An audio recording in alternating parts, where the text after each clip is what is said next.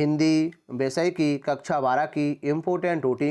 हिंदी विषय की कक्षा 12 की इम्पोर्टेंट ओटी। सही विकल्प हालावाद के प्रवर्तक कवि हैं हरिवंश राय बच्चन। हालावाद के प्रवर्तक कवि हैं हरिवंश राय बच्चन। हालावाद के प्रवर्तक कवि हैं हरिवंश राय बच्चन। हरिवंश राय बच्चन का जन्म कब हुआ था? 1907। हरिवंश राय बच्चन का जन्म कब हुआ था? 1907।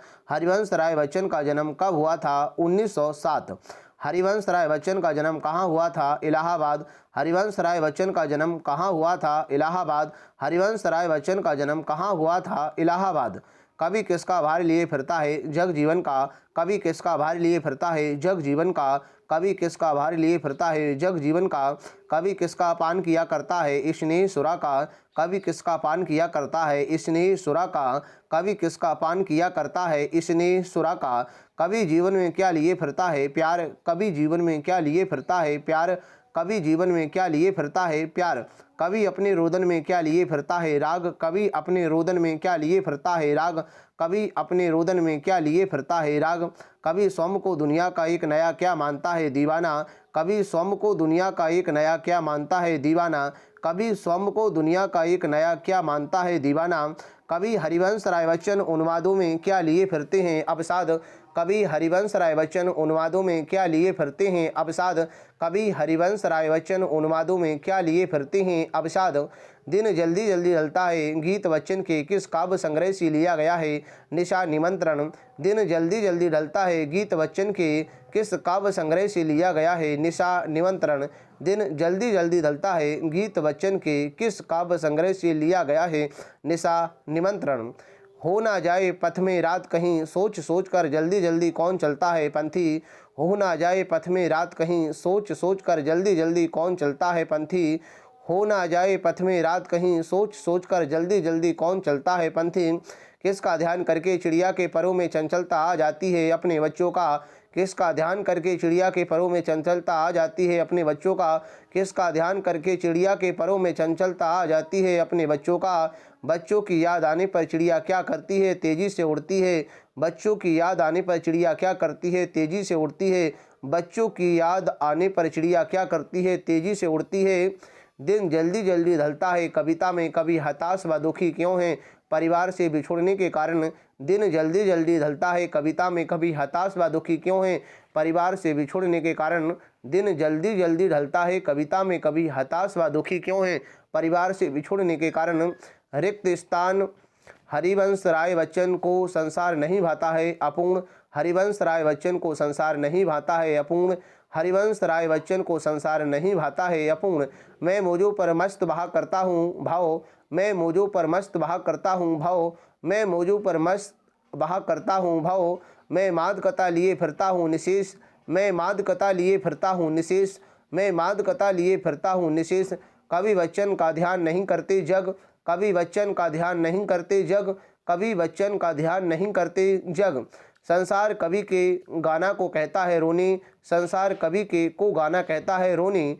बच्चे में होंगे प्रत्याशा। बच्चे में होंगे प्रत्याशा। बच्चे में होंगे प्रत्याशा। संसार कवि के को गाना कहता है रोनी। सत्य असत्य। दिन जल्दी जल्दी ढलता है कविता में दिन का पंथी सूर्य को माना गया। सत्य। दिन जल्दी जल्दी ढलता है कविता में दिन का पंथी सूर्य को माना गया। सत्य। दिन जल्दी जल्दी ढलता है कविता में दिन का पंथी सूर्य को माना गया। सत्य। हरिवंश राय बच्चन की आत्मकथा दो खंडों में है। असत्य। हरिवंश राय बच्चन की आत्मकथा दो खंडों में है। असत्य। हरिवंश राय बच्चन की आत्मकथा दो खंडों में है। असत्य। हरिवंश राय बच्चन का निधन मुंबई में 2003 में हुआ। सत्य। हरिवंश राय बच्चन का निधन मुंबई में 2003 में हुआ। सत्य। हरिवंश राय बच्चन का निधन मुंबई में 2003 में हुआ। सत्य। प्रवासी की डायरी बच्चन की आत्मकथा है। सत्य। प्रवासी की डायरी बच्चन की आत्मकथा है। सत्य। प्रवासी की डायरी बच्चन की आत्मकथा है। सत्य। बच्चे प्रत्याशा में नीड़ों से झांक रहे होंगे। सत्य। बच्चे प्रत्याशा में नीड़ों से झांक रहे होंगे। सत्य। बच्चे प्रत्याशा में नीड़ों से झांक रहे होंगे। सत्य। थका हुआ पंथी रात की आशंका से भयभीत रहता है। सत्य। थका हुआ पंथी रात की आशंका से भयभीत रहता है। सत्य। थका हुआ पंथी रात की आशंका से भयभीत रहता है। सत्य। जोड़ी आत्मपरिचय हरिवंश राय बच्चन, आत्मपरिचय हरिवंश राय बच्चन, आत्मपरिचय हरिवंश राय बच्चन। मधुशाला हरिवंश राय बच्चन, मधुशाला हरिवंश राय बच्चन, मधुशाला हरिवंश राय बच्चन। मस्ती का संदेश हरिवंश राय बच्चन, मस्ती का संदेश हरिवंश राय बच्चन, मस्ती का संदेश हरिवंश राय बच्चन। दिन का पंथी जल्दी जल्दी चलता है, दिन का पंथी जल्दी जल्दी चलता है, दिन का पंथी जल्दी जल्दी चलता है, जल्दी जल्दी ढलता है दिन, जल्दी जल्दी ढलता है दिन, जल्दी जल्दी ढलता है दिन। नादान वही है जहाँ पर दाना, नादान वही है जहाँ पर दाना, नादान वही है जहाँ पर दाना। एक शब्द या वाक्य में उत्तर। सांसों के दो तार किसके प्रतीक हैं? जीवन। सांसों के दो तार किसके प्रतीक हैं? जीवन। सांसों के तो दो तार किसके प्रतीक हैं? जीवन। आत्मपरिचय कविता में कवि के रोने को संसार क्या समझ लेता है? गीत। आत्मपरिचय कविता में कवि के रोने को संसार क्या समझ लेता है? गीत। आत्मपरिचय कविता में कवि के रोने को संसार क्या समझ लेता है? गीत। बच्चे किसकी प्रत्याशा में होंगे? अपनी माता की। बच्चे किसकी प्रत्याशा में होंगे? अपनी माता की। बच्चे किसकी प्रत्याशा में होंगे? अपनी माता की। कवि किसका गान करता है? अपने मन का। कवि किसका गान करता है? अपने मन का। कवि किसका गान करता है? अपने मन का। कवि किसका उन्माद लिए फिरता है? यौवन का। कवि किसका उन्माद लिए फिरता है? यौवन का। कवि किसका उन्माद लिए फिरता है? यौवन का। सही विकल्प। कवि आलोक धन्ना किस दशक के कवि हैं? 7वें 8वें। कवि आलोक धन्ना किस दशक के कवि हैं? 7वें 8वें। कवि आलोक धन्ना किस दशक के कवि हैं? 7वें 8वें। कवि आलोक धन्ना की पहली कविता है जनता का आदमी। कवि आलोक धन्ना की पहली कविता है जनता का आदमी। कवि आलोक धन्ना की पहली कविता है जनता का आदमी। छत से गिरने और बचने के बाद बच्चे बन जाते हैं निडर। छत से गिरने और बचने के बाद बच्चे बन जाते हैं निडर। छत से गिरने और बचने के बाद बच्चे बन जाते हैं निडर।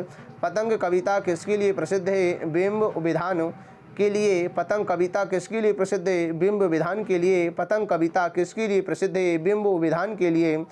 पतंग उड़ाते बच्चे किसके सारे स्वयं भी उड़ते हैं रंधों के।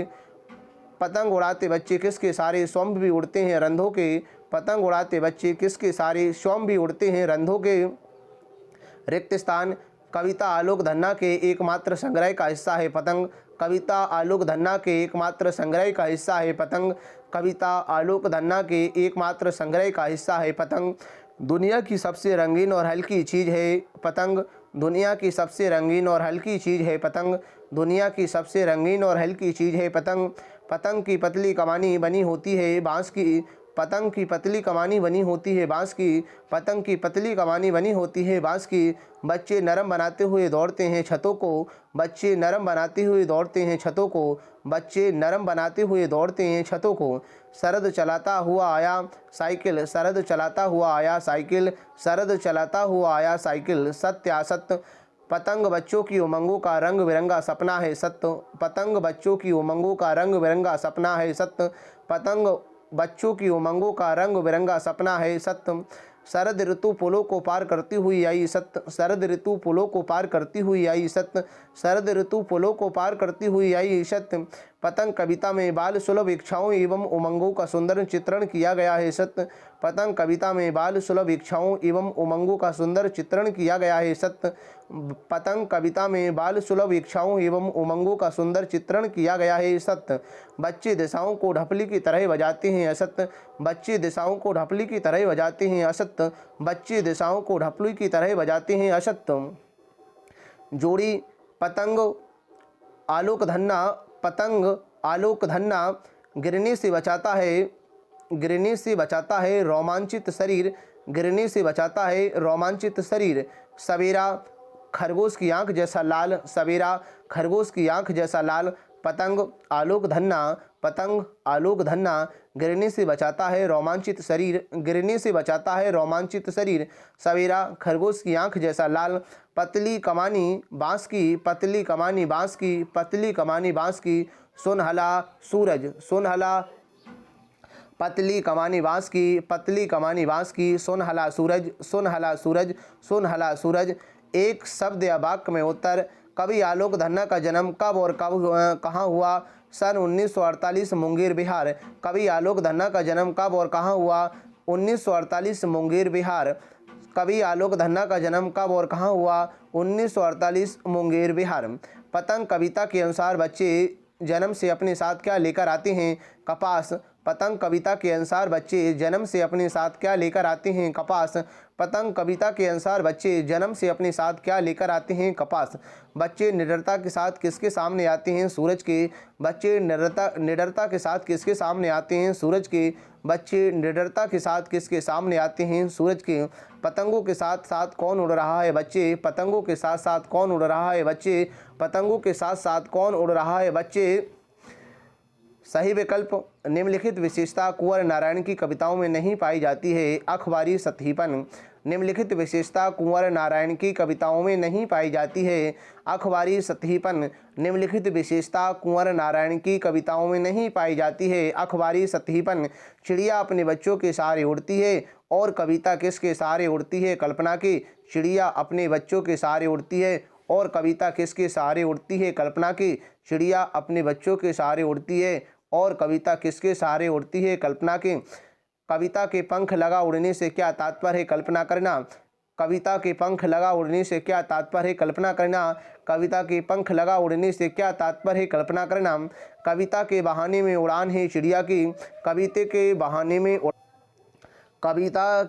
बहाने में उड़ान है चिड़िया की। कविता के बहाने कविता में किसके साथ समानता व असमानता दर्शाई गई है? बच्चे, फूल, चिड़िया। कविता के बहाने कविता में किसके साथ समानता व असमानता दर्शाई गई है? बच्चे, फूल, चिड़िया। कविता के बहाने कविता में किनके साथ समानता व असमानता दर्शाई गई है? बच्चे, फूल, चिड़िया।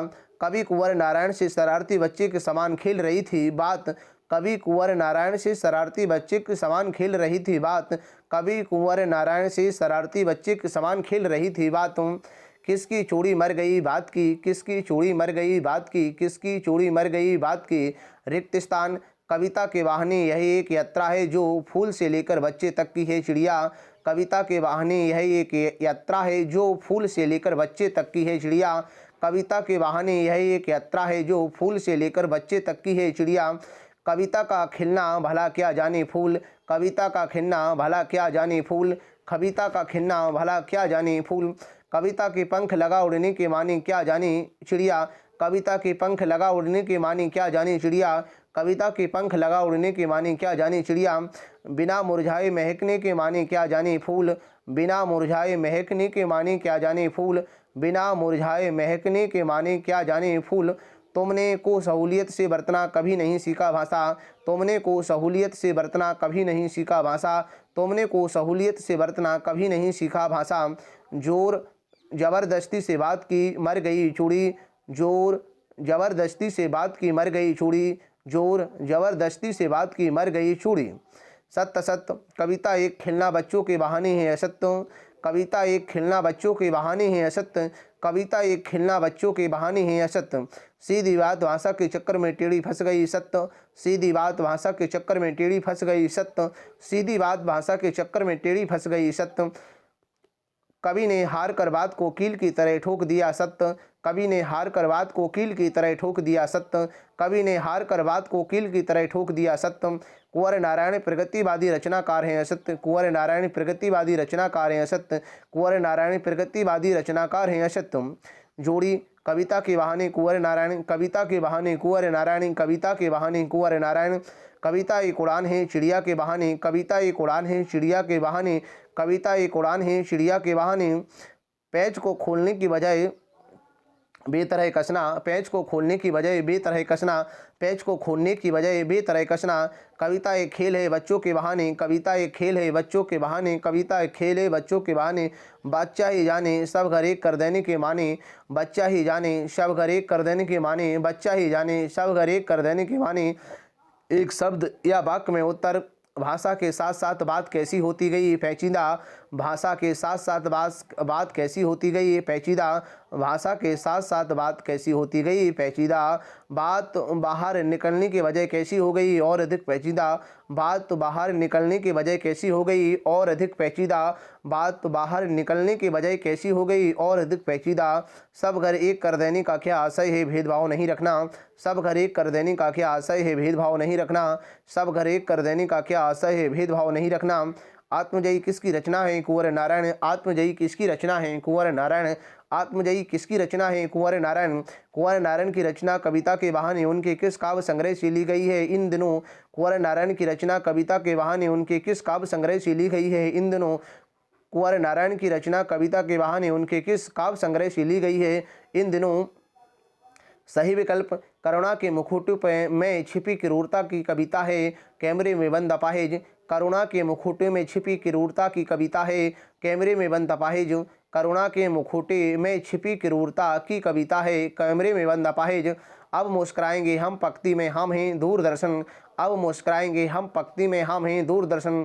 अब मुस्कुराएंगे हम पंक्ति में हम हैं दूरदर्शन। रघुवीर सहाय की कविता कैमरे में बंद अपाहिज उनके किस काव्य संग्रह से ली गई है? लोग भूल गए हैं। रघुवीर सहाय की कविता कैमरे में बंद अपाहिज उनके किस काव्य संग्रह से ली गई है? लोग भूल गए हैं। रघुवीर सहाय की कविता कैमरे में बंद अपाहिज उनके किस काव्य संग्रह से ली गई है? लोग भूल गए हैं। कैमरे के सामने लाया जाता है एक अपाहिज को। कैमरे के सामने लाया जाता है एक अपाहिज को। कैमरे के सामने लाया जाता है एक अपाहिज को। रिक्त स्थान कविता में अपाहिज की दुख दर्द यातना वेदना को बताता है कैमरे में बंद अपाहिज। कविता में अपाहिज की दुख दर्द यातना वेदना को बताता है कैमरे में बंद अपाहिज। कविता में अपाहिज की दुख दर्द यातना वेदना को बताता है कैमरे में बंद अपाहिज। कविता में अपाहिज की दुख दर्द यातना वेदना को बताता है कैमरे में बंद अपाहिज। आपको होकर कैसा लगता है अपाहिज? आपको होकर कैसा लगता है अपाहिज? आपको होकर कैसा लगता है अपाहिज? पर्दे पर दिखलाई जाएगी अपाहिज की बड़ी तस्वीर फूली हुई आँख। पर्दे पर दिखलाई जाएगी अपाहिज की बड़ी तस्वीर फूली हुई आँख। पर्दे पर दिखलाई जाएगी अपाहिज की बड़ी तस्वीर फूली हुई आँखों। पर्दे पर की कीमत है वक्त। पर्दे पर की कीमत है वक्त। पर्दे पर की कीमत है वक्त। सत्य असत्य कैमरे में बंद अपाहिज कविता के कवि कुंवर नारायण हैं असत्य। कैमरे में बंद अपाहिज कविता के कवि कुंवर नारायण हैं असत्य। कैमरे में बंद अपाहिज कविता के कवि कुंवर नारायण हैं असत्य। कैमरे में बंद अपाहिज कविता में दूरदर्शन पर व्यंग किया गया है सत्य। कैमरे में बंद अपाहिज कविता में दूरदर्शन पर व्यंग किया गया है सत्य। कैमरे में बंद अपाहिज कविता में दूरदर्शन पर व्यंग किया गया है सत्य।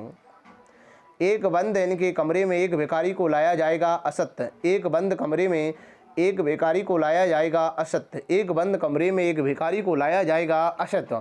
कार्यक्रम को रोचक बनाने के लिए कैमरे के सामने अपाहिज को रोने के लिए विवश किया जाता है सत्य। कार्यक्रम को रोचक बनाने के लिए कैमरे के सामने अपाहिज को रोने के लिए विवश किया जाता है सत्य। कार्यक्रम को रोचक बनाने के लिए कैमरे के सामने अपाहिज को रोने के लिए विवश किया जाता है सत्य। कैमरे के सामने बैठे अपाहिज के साथ साथ दर्शकों को भी रुलाने की कोशिश होती है सत्य। कैमरे के सामने बैठे अपाहिज के साथ साथ दर्शकों को भी रुलाने की कोशिश होती है सत्य। कैमरे के सामने बैठे अपाहिज के साथ साथ दर्शकों को भी रुलाने की कोशिश होती है सत्य। जोड़ी कैमरे में बंद अपाहिज रघुवीर सहाय। कैमरे में बंद अपाहिज रघुवीर सहाय। कैमरे में बंद अपाहिज रघुवीर सहाय। कैमरे के सामने अपाहिज। कैमरे के सामने अपाहिज। कैमरे के सामने अपाहिज।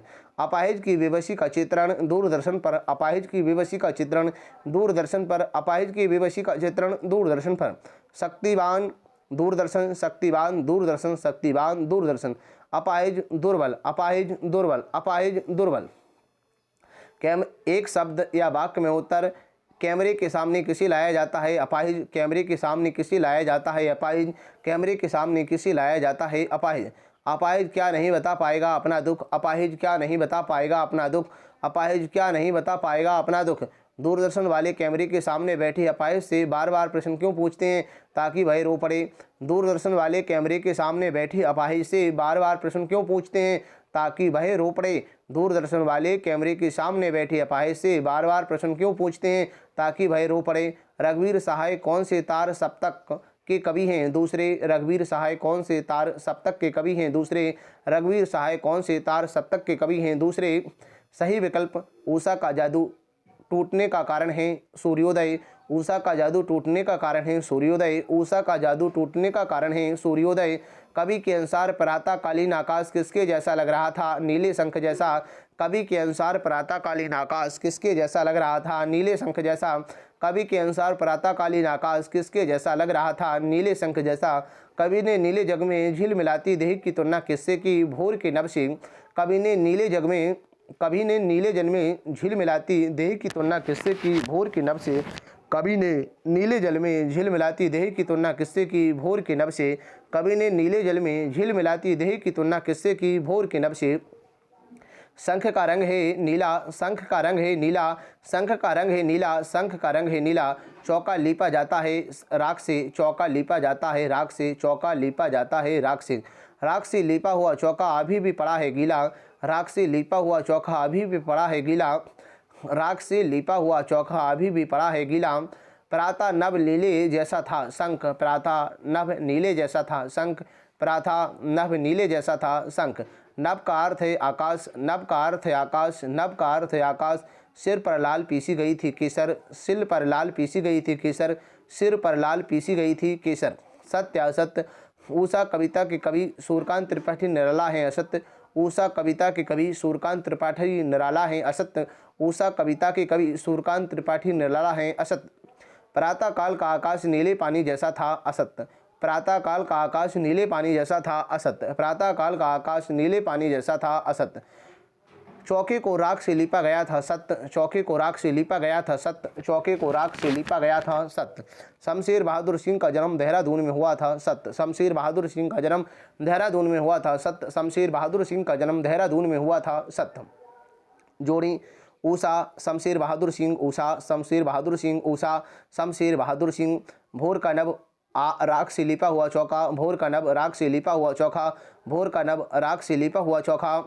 सिल का रंग काला, सिल का रंग काला, सिल का रंग काला। झिलमिल देह नील जल में, झिलमिल देह नील जल में, झिलमिल देह नील जल में। एक शब्द या वाक्य में उत्तर। कवि ने स्लेट पर क्या मलने की बात कही, लाल खड़िया चाक। कवि ने स्लेट पर क्या मलने की बात कही, लाल खड़िया चाक। कवि ने स्लेट पर क्या मलने की बात कही, लाल खड़िया चाक। कवि ने नील जल में झिलमिलाती देह की तुलना किससे की, भोर के नभ से। कवि ने नील जल में झिलमिलाती देह की तुलना किससे की, भोर के नभ से। कवि ने नील जल में झिलमिलाती देह की तुलना किससे की, भोर के नभ से। उषा का जादू कब टूटता है, सूर्योदय होने पर। उषा का जादू कब टूटता है, सूर्योदय होने पर। उषा का जादू कब टूटता है, सूर्योदय होने पर। उषा कविता में कवि ने प्रातःकालीन आसमान की तुलना किससे की, नीले शंख से। उषा कविता में कवि ने प्रातःकालीन आसमान की तुलना किससे की, नीले शंख से। उषा कविता में कवि ने प्रातःकालीन आसमान की तुलना किससे की, नीले शंख से। सही विकल्प। कवि निराला की कविता बादल राग उसके किस संग्रह में संकलित है, अनामिका। कवि निराला की कविता बादल राग उसके किस संग्रह में संकलित है, अनामिका। कवि निराला की कविता बादल राग उसके किस संग्रह में संकलित है, अनामिका। बादल राग कविता का में कुल खंड हैं 6, बादल राग कविता में कुल खंड हैं 6, बादल राग कविता में कुल खंड हैं 6। बादल राग कविता में गगन स्पर्शी स्पर्धी धीर किसे कहा गया है, बादलों को। बादल राग कविता में गगन स्पर्शी स्पर्धा धीर किसे कहा गया है, बादलों को। बादल राग कविता में गगन स्पर्शी स्पर्धा धीर किसे कहा गया है, बादलों को। बादल राग कविता में कवि बादल का आह्वान किसके रूप में कर रहा है, क्रांति के। बादल राग कविता में कवि बादल का आह्वान किसके रूप में कर रहा है, क्रांति के। बादल राग कविता में कवि बादल का आह्वान किसके रूप में कर रहा है, क्रांति के। रिक्त स्थान। गर्मी से तपी झुलसी धरती पर क्रांति के संदेश की तरह आए हैं बादल। गर्मी से तपी झुलसी धरती पर क्रांति के संदेश की तरह आए हैं बादल। गर्मी से तपी झुलसी धरती पर क्रांति के संदेश की तरह आए हैं बादल। कवि निराला के कवि हैं छायावाद, कवि निराला के कवि हैं छायावाद, कवि निराला के कवि हैं छायावाद। बादल राग कविता में सुखों का बताया गया है अस्थिर। बादल राग कविता में सुखों को बताया गया है अस्थिर। बादल राग कविता में सुखों को बताया गया है अस्थिर। होने पर निम्न यानी के वर्ग को सदैव लाभ होता है, क्रांति। होने पर निम्न वर्ग को सदैव लाभ होता है, क्रांति। होने पर निम्न वर्ग को सदैव लाभ होता है, क्रांति। बादल रूपी बादलों का आह्वान अधीरता के साथ करता है कृषक। बादल के क्रांति रूपी बादलों का आह्वान अधीरता के साथ करता है कृषक। क्रांति रूपी बादलों का आह्वान अधीरता के साथ करता है कृषक। क्रांति रूपी बादलों का आह्वान अधीरता के साथ करता है कृषक। सत्य असत। आस्तर सुख पर सदैव दुख की छाया छाई रहती है, सत्य।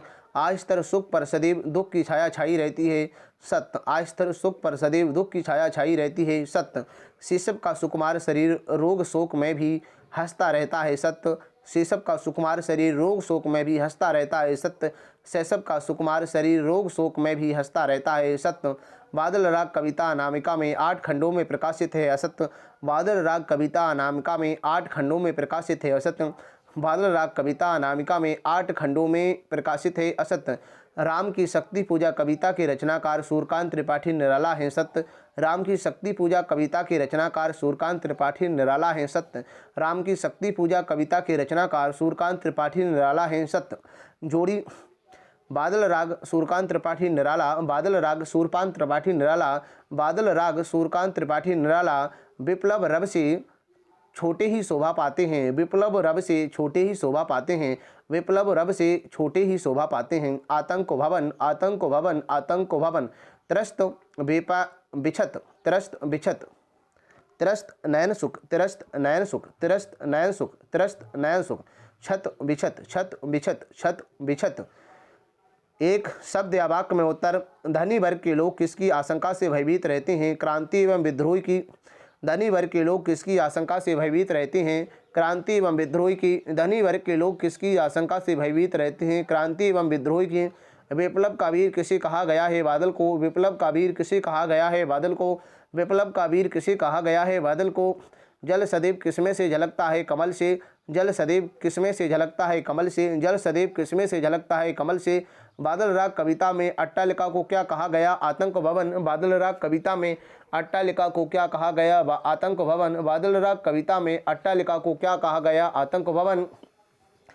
सही विकल्प। तुलसीदास के अनुसार पेट की आग कौन बुझा सकता है? राम। तुलसीदास के अनुसार पेट की आग कौन बुझा सकता है? राम। तुलसीदास के अनुसार पेट की आग कौन बुझा सकता है? राम। तुलसीदास के अनुसार समाज में सभी को किसका अभाव है? आजीविका का। तुलसीदास के अनुसार समाज में सभी को किसका अभाव है? आजीविका का। तुलसीदास के अनुसार समाज में सभी को किसका अभाव है? आजीविका का। संपूर्ण समाज को गरीबी ने घेर रखा है। रावण रूप। संपूर्ण समाज को गरीबी ने घेर रखा। रावण रूप। संपूर्ण समाज को गरीबी ने घेर रखा। रावण रूप। धूत कहो अवधूत कहो किसकी पत्नियां हैं? तुलसीदास की। धूत कहो अवधूत कहो किसकी पत्नियां हैं? तुलसीदास की। धूत कहो अवधूत कहो किसकी पत्नियां हैं? तुलसीदास की। संसार के सभी लोग मुख्य रूप से किस लिए काम करते हैं? पेट भरने के लिए। संसार के सभी लोग मुख्य रूप से किस लिए काम करते हैं? पेट भरने के लिए। संसार के सभी लोग मुख्य रूप से किसके लिए काम करते हैं? पेट भरने के लिए। लक्ष्मण मूर्छा और राम का विलाप में भाषा का प्रयोग हुआ अवधि। लक्ष्मण मूर्छा और राम का विलाप में भाषा का प्रयोग हुआ अवधि। लक्ष्मण मूर्छा और राम का विलाप में भाषा का प्रयोग हुआ अवधि। रिक्त स्थान। तुलसी के अनुसार संसार के अच्छे बुरे समस्त लीला प्रपंचों का आधार है पेट की आग। तुलसी के अनुसार संसार के अच्छे बुरे समस्त लीला प्रपंचों का आधार है पेट की आग। तुलसी के अनुसार संसार के अच्छे बुरे समस्त लीला प्रपंचों का आधार है पेट की आग। लक्ष्मण को निहारती हुई श्री राम के समान विलाप करते हैं सामान्य व्यक्ति। लक्ष्मण को निहारती हुई श्री राम के समान विलाप करते हैं सामान्य व्यक्ति। लक्ष्मण को निहारते हुए श्री राम के समान विलाप करते हैं सामान्य व्यक्ति। पेट की आग का समन ईश्वर भक्ति का मेघ ही कर सकता है राम। पेट की आग का समन ईश्वर भक्ति का मेघ ही कर सकता है राम। पेट की आग का समन ईश्वर भक्ति का मेघ ही कर सकता है राम। वेदों और पुराणों में कहा गया है कि संकट के समय सभी पर कृपा करते हैं प्रभु राम। वेदों और पुराणों में कहा गया है कि संकट के समय सभी पर कृपा करते हैं प्रभु राम। वेदों और पुराणों में कहा गया है कि संकट के समय सभी पर कृपा करते हैं प्रभु राम। तुलसीदास ने सोने की बात कही है मस्जिद। तुलसीदास ने सोने की बात कही है मस्जिद। तुलसीदास ने सोने की बात कही मस्जिद। लक्ष्मण द्वारा छोड़ी गई शक्ति से मूर्छित हो गए मेघनाद। लक्ष्मण द्वारा छोड़ी गई शक्ति से मूर्छित हो गए मेघनाद। लक्ष्मण द्वारा छोड़ी गई शक्ति से मूर्छित हो गए मेघनाद। सत्य असत्य। कवितावली 7 खंडों में विभाजित है सत्य। कवितावली 7 खंडों में विभाजित है सत्य। कवितावली 7 खंडों में विभाजित है सत्य। दुख रूपी रावण धनियों को दबोचता है असत। दुख रूपी रावण धनियों को दबोचता है असत। दुख रूपी रावण धनियों को दबोचता है असत। लक्ष्मण जी के लिए संजीवनी बूटी लाने के लिए अंगद गए थे असत। लक्ष्मण जी के लिए संजीवनी बूटी लाने के लिए अंगद गए थे असत। लक्ष्मण जी के लिए संजीवनी बूटी लाने के लिए अंगद गए थे असत। तुलसीदास को लोकनायक कवि कहा गया है सत्य। तुलसीदास को लोकनायक कवि कहा गया है सत्य।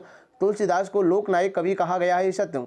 पेट भरने के लिए लोग ऊंचे नीचे और नैतिक अनैतिक काम तक करने से नहीं हिचकते हैं सत्य। पेट भरने के लिए लोग ऊंचे नीचे और नैतिक अनैतिक काम तक करने से नहीं हिचकते हैं सत्य।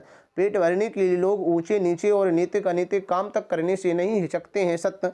जोड़ी कवितावली तुलसीदास, कवितावली तुलसीदास, कवितावली तुलसीदास। रामचरितमानस लंका कांड, रामचरितमानस लंका कांड, रामचरितमानस लंका कांड। दस कंधर रावण, दस कंधर रावण, दस कंधर रावण। कवितावली की भाषा ब्रिज, कवितावली की भाषा ब्रिज, कवितावली की भाषा ब्रिज। एक शब्द या वाक्य में उत्तर।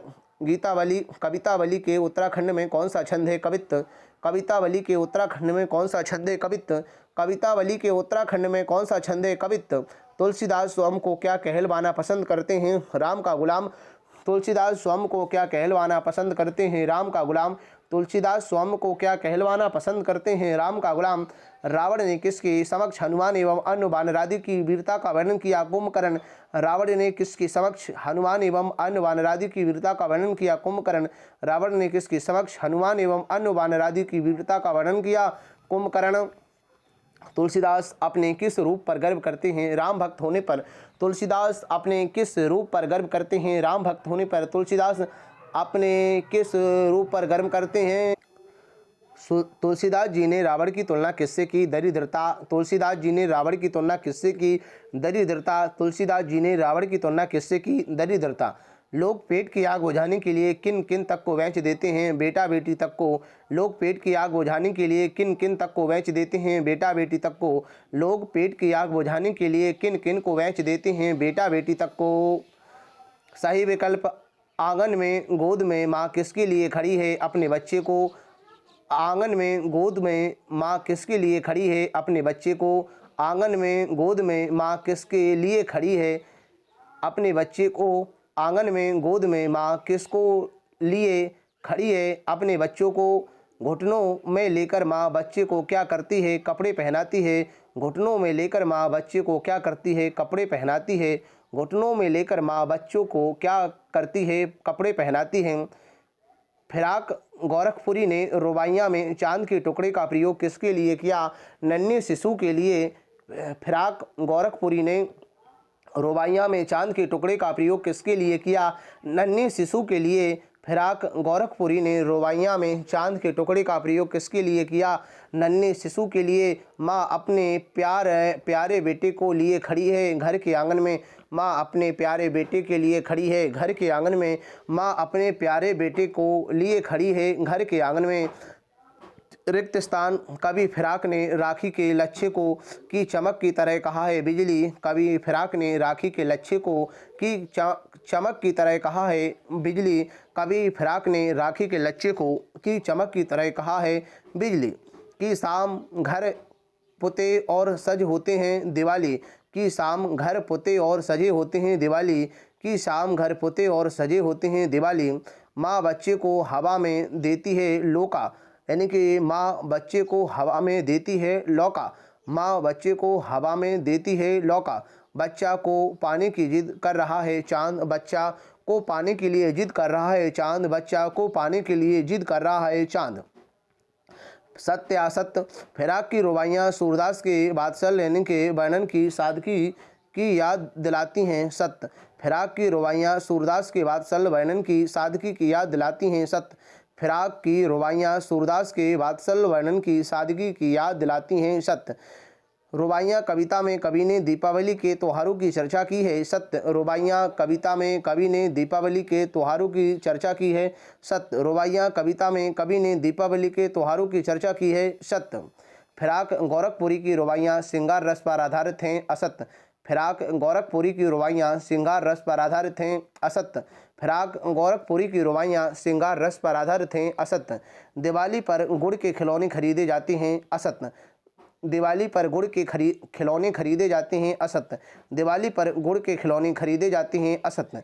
बालक चांद के लिए ललचा रहा है। सत्य। बालक चांद के लिए ललचा रहा है। सत्य। बालक चांद के लिए ललचा रहा है। सत्य। जोड़ी रुबाइयाँ फिराक गोरखपुरी। रुबाइयाँ फिराक गोरखपुरी। रुबाइयाँ फिराक गोरखपुरी। राखी के लच्छे बिजली की चमक। राखी के लच्छे बिजली की चमक। राखी के लच्छे बिजली की चमक। चीनी के खिलौने। चीनी के खिलौने। चीनी के खिलौने। चांद पे ललचाया बालक। चांद पे ललचाया बालक। चांद पे ललचाया बालक। घुटनियों में बच्चा। घुटनियों में बच्चा। घुटनियों में बच्चा। एक शब्द या वाक्य में उत्तर। फिराक की रुबाई में हिंदी का कौन सा रूप दिखाई देता है? घरेलू रूप। फिराक की रुबाई में हिंदी का कौन सा रूप दिखाई देता है? घरेलू रूप।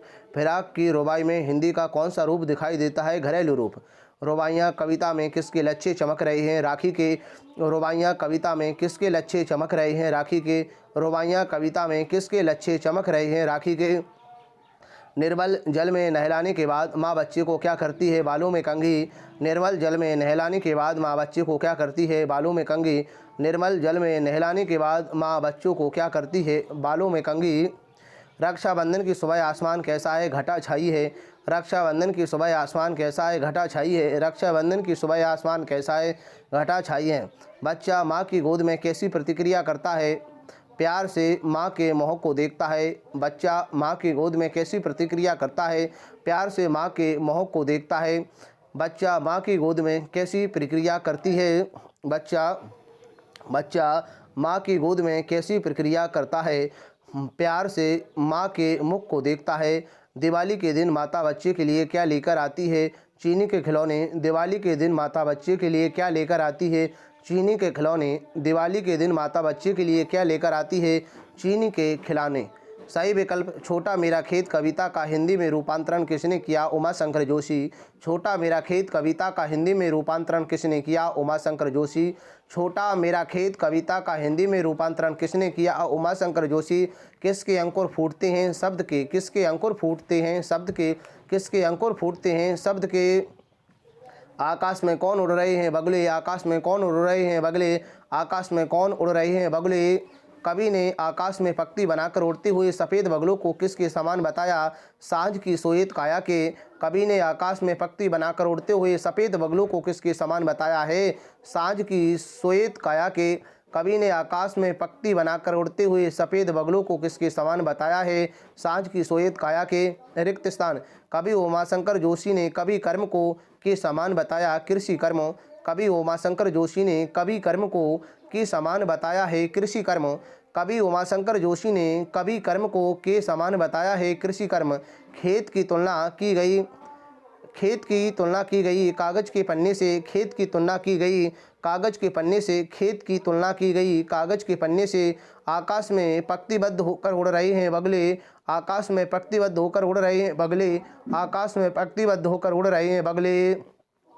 उमाशंकर जोशी ने अपनी कविता बगलों के पंख में का सुंदर प्रयोग किया। प्राकृतिक सौंदर्य। उमाशंकर जोशी ने अपनी कविता बगलों के पंख में का सुंदर प्रयोग किया। प्राकृतिक सौंदर्य। उमाशंकर जोशी ने अपनी कविता बगलों के पंख में का सुंदर प्रयोग किया। प्राकृतिक सौंदर्य। कवि उमाशंकर जोशी को कागज का पन्ना एक की तरह लगता है। चौकोर खेत। कवि उमाशंकर जोशी को कागज का पन्ना एक की तरह लगता है। चौकोर खेत। कवि उमाशंकर जोशी को कागज का पन्ना एक की तरह लगता है। चौकोर खेतों। सत्य असत्य। कविता सृजन के लिए शब्द रूपी बीज की कल्पना की याद की आवश्यकता होती है। सत्य। कविता सृजन के लिए शब्द रूपी बीज को कल्पना की याद की आवश्यकता होती है। सत्य। कविता सृजन के लिए शब्द रूपी बीज को कल्पना की खाद की आवश्यकता होती है। सत्य। बगुलों के पंख के लिए कविता में नभ में पतंगें छाई हुई हैं। असत्य। बगुले के पंख की कविता में नभ में पतंगें छाई हुई हैं। असत्य। बगले के पंख के कविता में नभ में पतंगें छाई हुई हैं। असत्य। आसमान में उड़ते बगलों की पंक्ति कवि की आंखें चुराए लिए जा रही है। सत्य।